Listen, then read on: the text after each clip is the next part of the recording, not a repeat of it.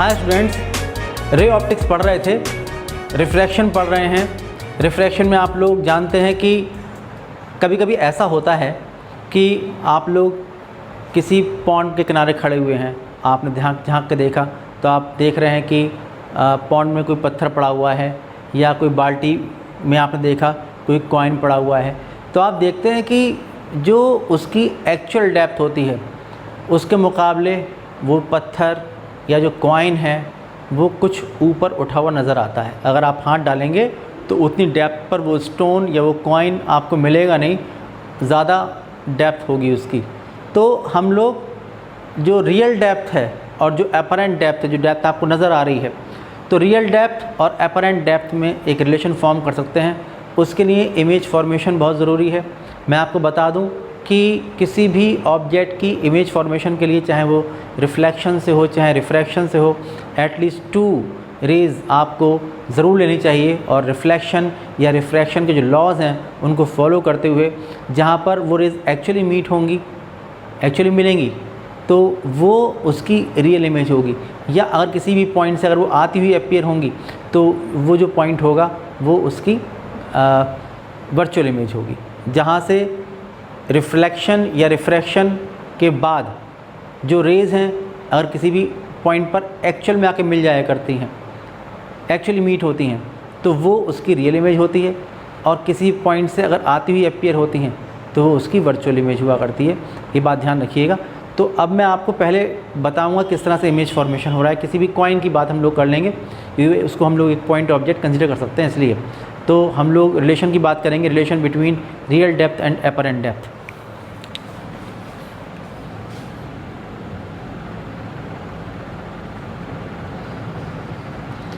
Relation between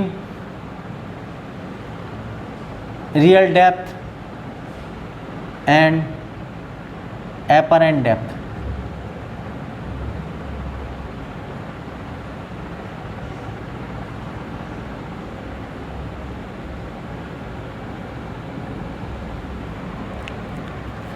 देखिए, ऐसा मानते हैं कि एक वाटर टैंक है, वाटर कॉलम है, पानी भरा हुआ है यहाँ पर, और ये है, यहाँ पर पानी भरा हुआ है किसी टैंक वगैरह में। ओके, ये है। और इसकी जो थिकनेस है इस टैंक की, यानी कि जो रियल डेप्थ है, रियल डेप्थ से मतलब अगर कोई कॉइन पड़ा होगा तो कहाँ पड़ा होगा? यहीं तो पड़ा होगा, ये कॉइन पड़ा होगा। अगर ये कोई कॉइन है तो ये ऑब्जेक्ट हुई, ये हुई ऑब्जेक्ट ओ, तो ये यहाँ पर है। तो अगर कोई यहाँ से देखेगा तो ये इसकी रियल डेप्थ है। लेकिन ये नज़र कहाँ आएगा? अगर आप देखेंगे नज़र कहाँ आएगा तो उसके लिए आपको इसकी एक इमेज फॉर्मेशन करना पड़ेगा। इमेज फॉर्मेशन की 2 रेज़ आप लोगों को लेनी पड़ेंगी। तो किस तरह से चलेंगे? देखिए, एक रे आपको ऐसी रे लेनी चाहिए जो रिफ्रैक्शन के लॉस को फॉलो कर पाएँ। आप जानते हैं कि अगर यहाँ से ये क्या है? वाटर, ये है वाटर, और ये क्या है? एयर। ठीक है। वाटर का refractive index with respect to air ये गिवन होगा AN/W, ये मान लेते हैं AN/W, ये रिफ्रैक्टिव इंडेक्स ऑफ वाटर है विद रिस्पेक्ट टू एयर। तो जो पॉइंट O है ऑब्जेक्ट, यहाँ से 2 रेज चलेंगी। एक रे चलेगी जिसका नॉर्मल इंसिडेंस होगा,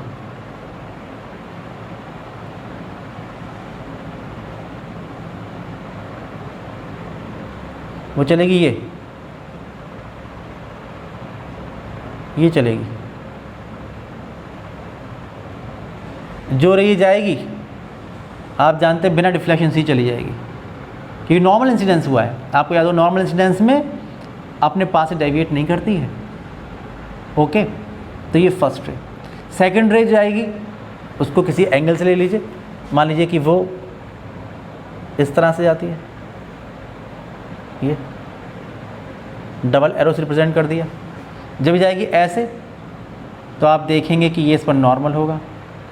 जब ये नॉर्मल होगा तो ये एंगल ऑफ इंसिडेंस कितना होगा?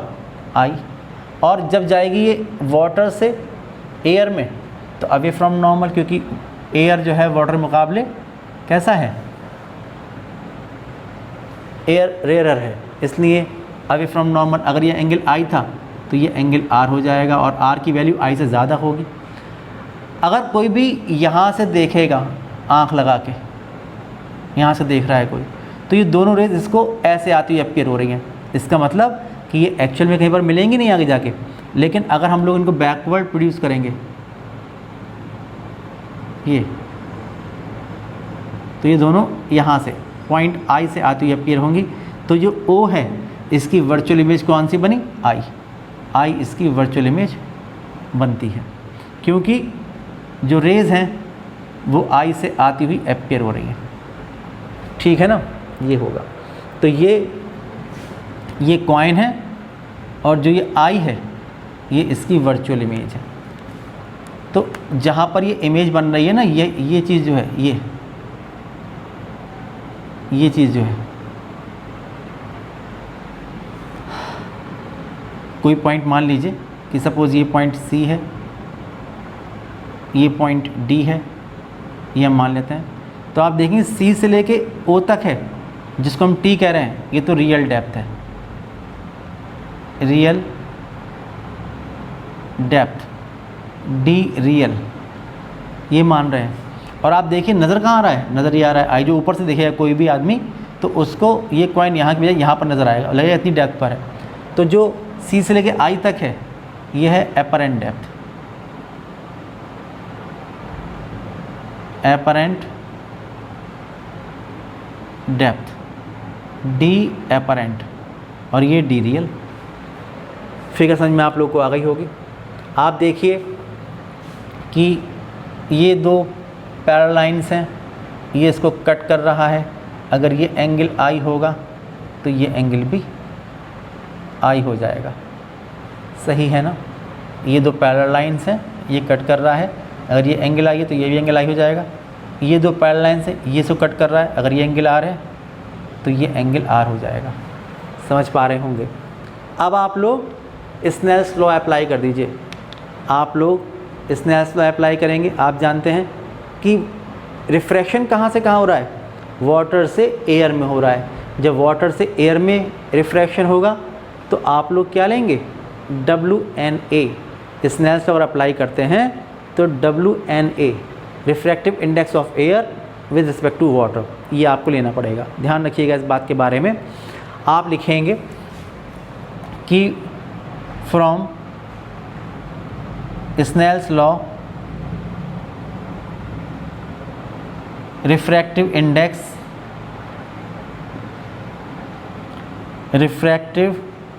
Index of water with respect to air,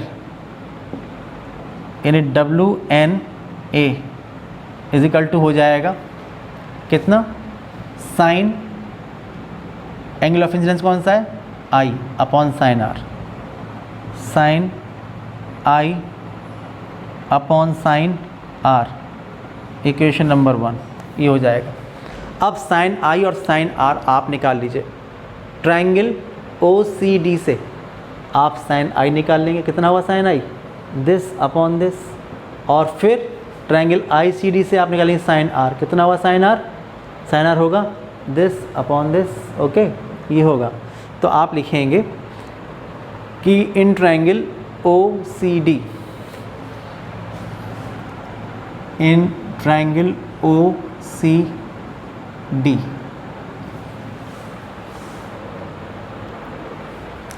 sign i is equal to CD upon OD, CD upon OD। And in triangle ICD, in triangle ICD तो sine r is equal to हो जाएगा इस triangle से CD upon ID, CD upon ID। Putting these values in 1, putting these values in 1, तो WNA is equal to होगा sine i की जगह आप लिखेंगे CD upon OD and sine r गया CD अपॉन ID, इससे ये cancel, then WNA is equal to ID upon OD, ये रिलेशन आप लोगों को मिल जाएगा। लेकिन आप जानते हैं but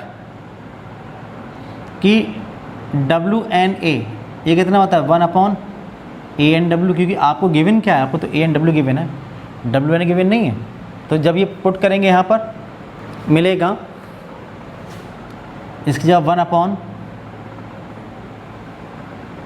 ANW is equal to ID upon OD, तो यहाँ से मिलेगा ANW, क्योंकि ANW गिवन है आप लोगों को, ये हो जाएगा OD अपॉन ID, ये हो जाएगा OD कौन सा, ये OD अपॉन ID। लेकिन जो आई का अपर्चर है ये तो बहुत ज़रा सा होता है ना, तो इसलिए जब यहाँ से आँख देखेगी तो ये C और D पॉइंट जो होंगे ये बहुत ही नज़दीक होंगे। तो उस केस में जो डिस्टेंस हम D से मेज़र कर रहे थे O तक की, वो एक्चुअली C से मेज़र डिस्टेंस OC के इक्वल हो जाएगी, और ऐसे ही जो ID मेज़र कर रहे थे वो IC के अप्रॉक्सीमेटली इक्वल होगी। आप लिखेंगे but aperture of I is very small, but aperture of I is very small, so OD is approximately equals to OC and ID approximately equals to IC, तो we get, तो A and W will be equals to, जहाँ लिखा है OD वहाँ लिख देंगे OC, जहाँ लिखा है ID वहाँ लिख देंगे IC। अब OC क्या है, OC ये T है यानी रियल डेप्थ, और IC क्या है, ये है apparent depth.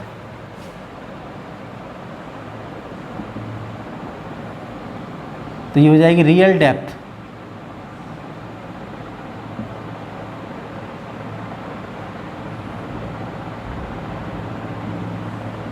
Upon apparent depth.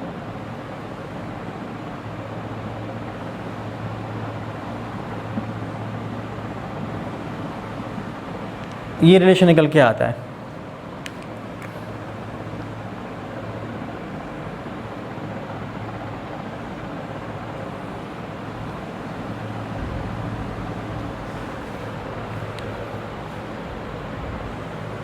अगर एक टैंक है, उस टैंक में 4 मीटर की डेप्थ पर एक कॉइन गिरा हुआ है, ओके, रियल डेप्थ कितनी है 4 मीटर, लेकिन जो अपरेंट डेप्थ है वो नज़र आ रही है 3 मीटर, तो 4/3 ये वाटर का रिफ्रैक्टिव इंडेक्स होगा with respect to air.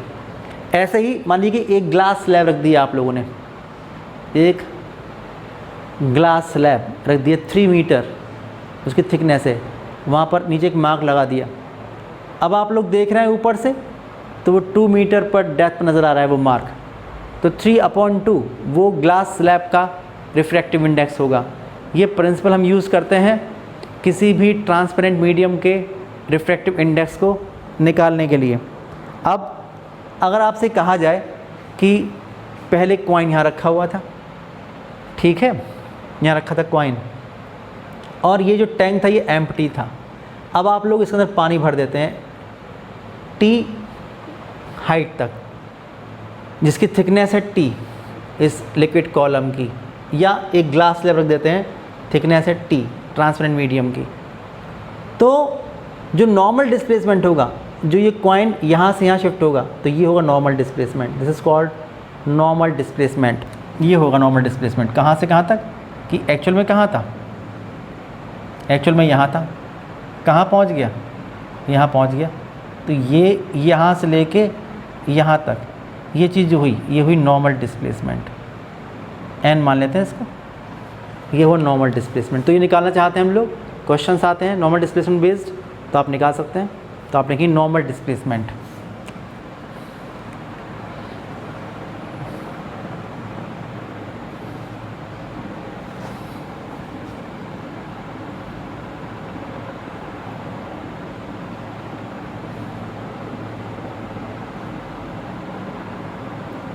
Figure में मैंने आपको बता दिया, आप लिखिए from figure normal displacement n is equal to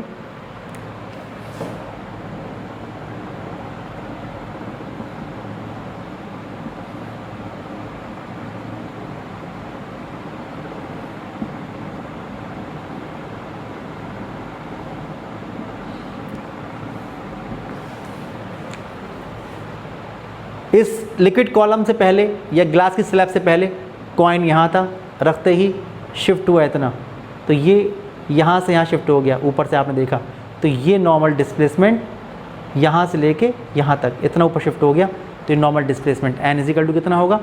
अगर आपको निकालना है ये कितना है OI, तो OC माइनस IC, ये जो नॉर्मल डिस्प्लेसमेंट कितना है OI, ये है OI के इक्वल, तो हो जाएगा OC minus IC, OC minus IC, ये होगा n is equal to.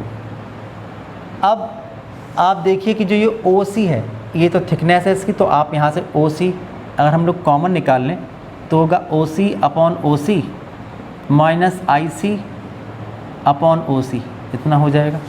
OC से OC कैंसिल हो जाएगा ये, तो नॉर्मल डिस्प्लेसमेंट जो आएगा वो आएगा OC within bracket 1 minus IC upon OC। आप देख रहे हैं कि जो IC है, IC ये है एपरेंट डेप्थ और जो OC है वो है रियल डेप्थ, ठीक है ना। तो आप लिखेंगे but IC is equal to IC apparent depth,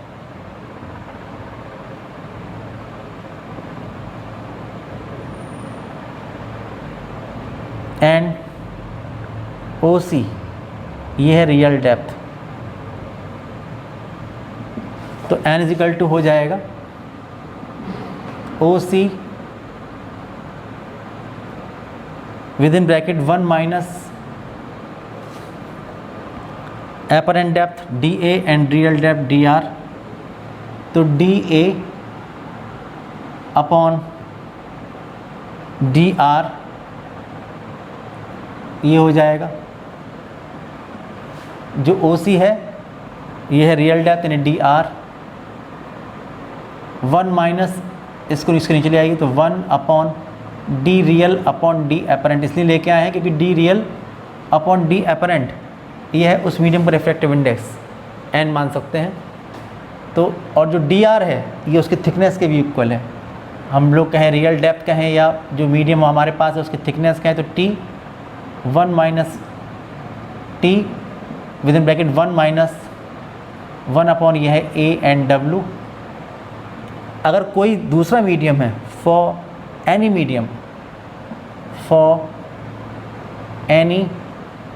medium of refractive index n,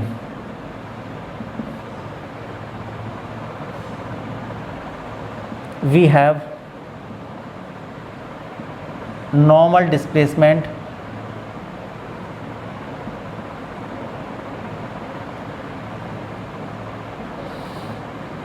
n is equal to thickness T within bracket 1 minus 1 upon n।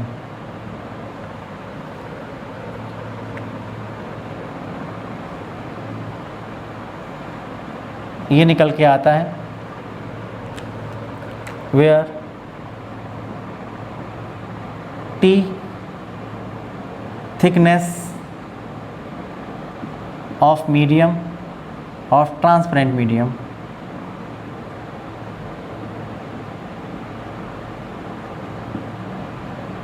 and refractive index of the medium. तो आप देखिए इस तरह से हम लोग उस मीडियम का रिफ्रैक्टिव इंडेक्स भी निकाल सकते हैं और कितना नॉर्मल डिस्प्लेसमेंट हो गया ये भी निकाल सकते हैं।